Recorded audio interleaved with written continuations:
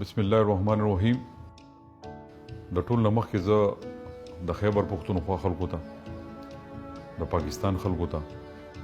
او بیا هغه ورسیز دوستانو ته کوم چې په اختر کې نه وي هغو ټولو ته د زړه نه د خپل حکومت د طرفه د غټ اختر ډېر ډېر مبارکباد ورکوم او امید لرم چې انشاءالله اختر کې به د امن سره دا وخت تېرېږي او څومره چې ورسیز ملګري دي هغو سره زمونږ خوشحالۍ به یو ځای وي، ځکه چې هغه بهر دي، کورونه بهر دي، خو بهرحال اختر د ټولو دی، د خوشحالو اختر دی. خو دې سره سره به زه یو خبره کول غواړم د کشمیر په حوالې سره چې موږ د اختر په دې خوشحالو کې د کشمیر مسلمانانو نه ځان سره یاد وساتو،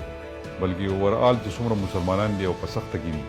چې هغه هم ځان سره دې اختر په دې خوشحالو کې شامل کړو او دعاګانې ورته وکړو د اختر په دغه مبارک ورځ باندې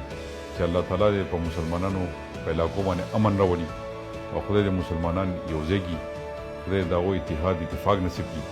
نو څومره غریبانه چا وس نه کېږي نو هغه هم په دې خپله خوشحالۍ کې ځان سره شامل کړي او چې څومره چا نه څه کېږي د دې ملک د ترقۍ دپاره په هغې به خپل کردار ادا کوو. نو زه یو ځل بیا ټول اهل وطن ته، ټول اهل پاکستان ته، ټول اهل مسلمانانو ته د خپل طرفه او د خیبر پښتونخوا حکومت د طرفه د اختر ډېر ډېر مبارکباد پیش کوم.